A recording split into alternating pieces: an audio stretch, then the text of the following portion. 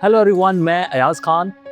Business की ऐसी 6 बड़ी गलतियां जो आप किसी भी बिजनेस के शुरुआती दिनों में करते हो और आपका पूरा बिजनेस पहले 6 महीनों में ही बंद हो जाता है। अगर आप इन मिस्टेक्स को अवॉइड करना चाहते हो तो इस वीडियो को एंड तक वॉच करो।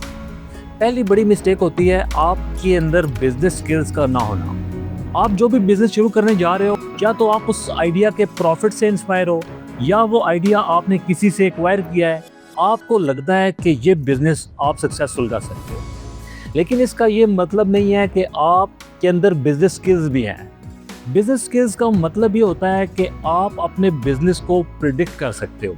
आने वाले दिनों में बिजनेस में कौन सा लॉस आपको होने लगा है, कैसे आप बिजनेस को प्रॉफिटेबल बनाओगे या कैसे आप अपने बिजनेस को मैनेज करोगे, जिस मैनेजमेंट की वजह से आप बिजनेस में अपॉर्चुनिटी क्रिएट कर सकते हैं। अगर आप इस तरीके से बिजनेस को प्रिडिक्ट नहीं कर सकते तो इसका सिंपल मीनिंग ये है कि आपके पास बिजनेस स्किल्स नहीं है। और सबसे बड़ी बात ये होती है कि हर बिजनेस की एक अपनी स्ट्रेंथ होती है, एक अपनी वीकनेस होती है। और इस बात का अंदाजा आपको तब होता है जब आप बिजनेस में एक बड़ा लॉस कर चुके होते हैं।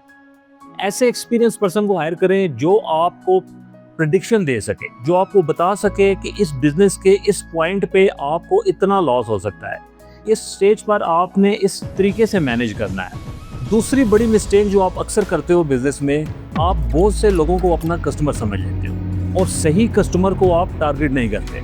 सही कस्टमर का मतलब ये होता है जो आपकी प्रोडक्ट से रिलेटेड डिसाइड कर सके, जो आपकी प्रोडक्ट को अफोर्ड कर सके, जिस कस्टमर को आपकी प्रोडक्ट की नीड हो। अगर ये 3 क्वालिटियां किसी कस्टमर में हैं तो वो आपका राइट कस्टमर है, इसको आपने हायर करना है।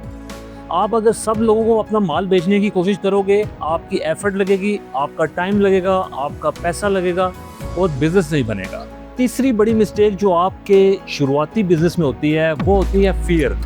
आपको सेल्स करने में डर लगता है। लोगों को सांप से डर लगता है, डर लगना भी चाहिए, लेकिन अक्सर लोगों को सेल्स करने से भी डर लगता है। फॉर एग्जाम्पल, आपने किसी प्रोडक्ट को प्रेजेंट करना है कस्टमर के सामने, तो आप शाइनेस फील करते हो कि मैं कैसे अपने प्रोडक्ट को सेल करूंगा। आप कस्टमर को प्रेजेंटेशन देते हुए शाइनेस फील करते हो। और आप ये बात जान लो कि सेल्स ऐसा बिजनेस का टूल है जो आपके बिजनेस में सबसे ज्यादा इंपॉर्टेंस रखता है। अगर आप सेल्स में वीक हो, बाकी जितनी चीजों में भी आप स्ट्रांग हो जाओ, उसका कोई फायदा नहीं है। तो आपने सेल्स में शाइनेस फील नहीं करनी। माल बेचना है, खुल के बेचना है, अपनी आज़ादी से बेचना है, अपने फ्रीडम से बेचना है। पूरा करेज होना चाहिए आपके अंदर कस्टमर को डील करने का, कस्टमर को अपनी प्रोडक्ट प्रेजेंट करने का। और इससे बड़ी बात यह है कि आपने अपने बिजनेस को आउटबाउंड बनाने की बजाय इनबाउंड बनाना है। आउटबाउंड बिजनेस वो होता है जहां पर आप कस्टमर के पास जाते हो और अपना इंटरेस्ट शो करते हो। और इनबाउंड बिजनेस वो होता है जिस बिजनेस में कस्टमर आपके पास आता है। आप इस तरीके से मार्केटिंग करते हो कि आपका कस्टमर आपकी प्रोडक्ट के पीछे आता है। तो अगर आप अपने बिजनेस को इनबाउंड बना सकते हो तो ये आपके बिजनेस की एक बड़ी स्ट्रेंथ हो सकती है। चौथी बड़ी गलती आपकी होती है पुअर कैश मैनेजमेंट की। बिजनेस करने से ज्यादा जरूरी चीज होती है कैश को मैनेज करना।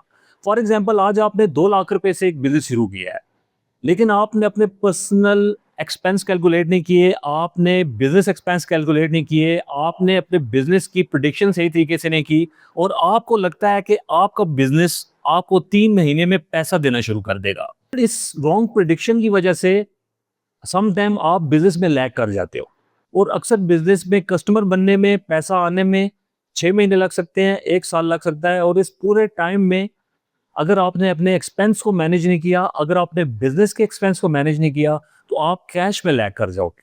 आपका कैपिटल खत्म हो जाएगा पूरे तरीके से। और जैसे ही आपका कैपिटल खत्म होगा, आपका पूरे का पूरा बिजनेस वाइंड अप हो जाएगा। कैश को मैनेज करके चलना है, कैश के फ्लो को मैनेज करके चलना है, अपने एक्सपेंस को कैलकुलेट करके चलना है, ताकि आप प्रॉपर तरीके से हर स्टेज के ऊपर अपनी कैश को सही जगह पे इन्वेस्ट कर सको। पांचवी बड़ी मिस्टेक आपकी होती है सेल्फ एम्प्लॉयमेंट का ट्रैप। आप सेल्फ एम्प्लॉयमेंट के ट्रैप में फंस जाते हो। आप जो बिजनेस कर रहे हो, आप उसी में एम्प्लॉय बन जाते हो। अगर आपने बिजनेस में बहुत सी चीजों को मैनेज करना है, सेल्स भी देखनी है, प्रोडक्ट भी देखनी है, शॉप भी देखनी है, लोगों को भी मैनेज करना है और हर एक चीज को आपने खुद अरेंज करना है, तो इससे क्या होगा कि आपका बिजनेस बिजनेस से ज्यादा आपकी एक जॉब बन जाएगा।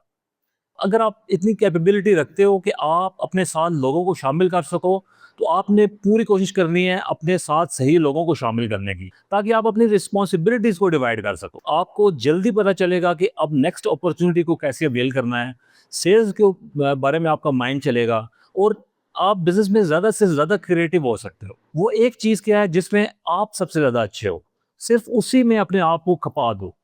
जिस चीज़ में आप अच्छे हो उसको मैनेज करो, बाकी के सारे काम आप डेलीगेट कर दो। अगर आप ऐसा कर सकते हो तो आप जल्दी ग्रो कर सकते हो। सबसे लास्ट में मैं आपके साथ बात करूंगा अडेप्टेबिलिटी की। बाज़ दफ़ा क्या होता है कि आपकी पर्सनैलिटी में ऐसी वीकनेस होती है जो आपके बिज़नेस के साथ अलाइन हो जाती है। आप जल्दी डिसीज़न्स नहीं लेते, आप जल्दी से बिज़नेस के अंदर चेंज नहीं लाते, और आपका कस्टमर फ़ौरन से शिफ्ट हो जाता है। इससे पहले कि आपका कस्टमर शिफ्ट हो जाए, आप अपने बिज़नेस के अंदर शिफ्ट लाना सीख लो। बाज़ दफ़ा क्या होता है कि पूरी की पूरी प्रोडक्ट लाइन चेंज हो जाती है। बाज़ दफ़ा बिज़नेस आपका मार्केट से इर्रेलेवेंट हो जाता है। बाज़ दफ़ा आपके बिज़नेस का पूरा प्रोसेस इर्रेलेवेंट हो जाता है। तो ये कुछ ऐसी एडेप्टेबिलिटीज़ होती हैं जो टाइम के साथ-साथ आपको एक्वायर करनी पड़ती हैं। अगर आप टाइम के साथ-साथ इन चीज़ों को अंडरस्टैंड नहीं करते, इन चीज़ों को समझते नहीं हो, तो फिर जो टाइम आपको सिखाता है, वो बहुत एक्सपेंसिव होता है। एक वो गलती होती है जो आप काम करके सीखते हो। एक वो गलती होती है जो आप काम को करने से पहले सीख जाते हो। और एक वो गलती होती है जिसको आप कभी ठीक नहीं करते। आप हर बार उसी गलती को दोहराते हो। आपने चॉइस लेनी है कि इन तमाम मिस्टेक्स में से आपने किस मिस्टेक को अवॉइड करना है। मैं उम्मीद करता हूँ ये एक वैल्यूएबल वीडियो थी आपके लिए। अगर आप बिज़नेस कंटेंट देखना चाहते हैं, तो इस चैनल को ज़रूर सब्सक्राइब करें। बहुत शुक्रिया अपना कीमती टाइम देने का। Thank you so much.